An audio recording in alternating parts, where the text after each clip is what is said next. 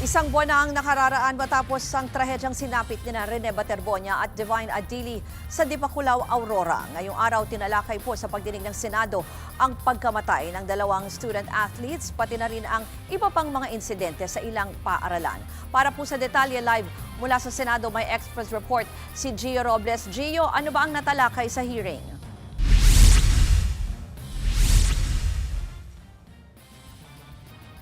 Ruth, sumentro sa pagpanaw ni Rene Baterbonia at Divine Adili ang pagdinig ng Senate Committee on Basic Education ngayong araw sa pangunguna ni Committee Chairperson Senator Bam Aquino. Tinalakay ang mga pangyayaring humantong sa pagpanaw ng dalawang student athletes.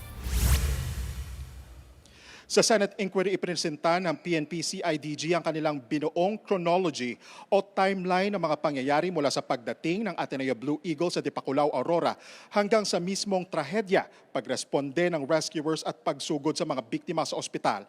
Ayon kay Senator Aquino, isa ang timeline na ito sa mga naunang hiniling sa kanya ng mga magulang ni Baterbonia. Kasama sa mga inimbitahan ng Dipakulaw MDRRMO na isa sa mga rumesponde sa pagkalunod ng dalawang student athletes. Iginiit ni Teresita Veloria, officer ng Dipakulaw DRRMO, na palaging naka-red flag ang bahagi ng baybayin kung saan nalunod ang student athletes dahil sa malalakas na alon at mapanganib na rip current. Dagdag naman ni Chris Angel Librero, ang team leader ng MDRRMO Dipakulaw, na rumesponde sa mga biktima, hindi pangkaraniwan ang lakas ng mga alon noong araw ng insidente. Mula 2022, 7 tao na ang nalunod sa nasabing baybayin, bukod pa sa isang MDRRMO responder na nasawi noong 2017. Sa isang punto naman, mangiyak-ngiyak si Ateneo de Manila University President Father Bobby Yap na muling humingi ng tawad sa mga pamilya ni Baterbonia at Adili. Anya, walang anumang salita o hakbang ang makakapawi sa kanilang pagkasawi. Kinundanan naman ni Yap ang anyay paglaganap ng disinformation na anyay lalong nagpapalalim sa pagdurusa ng mga biktima at kanilang mga pamilya. Pakinggan natin ang pahayag na yan ni Yap. We continue to provide pastoral, psychosocial, and other forms of support to the surviving student athletes and other members of the university community directly affected by this tragedy. Many continue to endure cyberbullying, online harassment, and trial by publicity while grieving.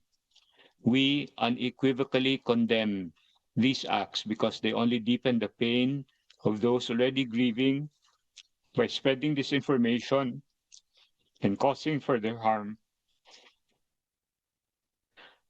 Our support for those affected does not diminish our commitment to care for every member of our community while the legal processes are ongoing.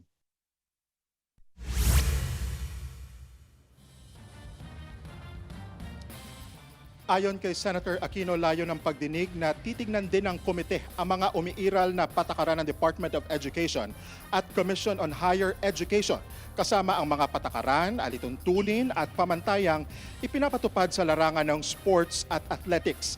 Ayon naman sa DepEd, nais nilang imungkahi na isama sa panukalang School Safety Act ang mas mahigpit na safety rules para sa lahat ng school activities, mula sa biyahe, aktibidad, hanggang sa pag-uwi ng mga estudyante, at sakop din yan ang mga pribadong paaralan.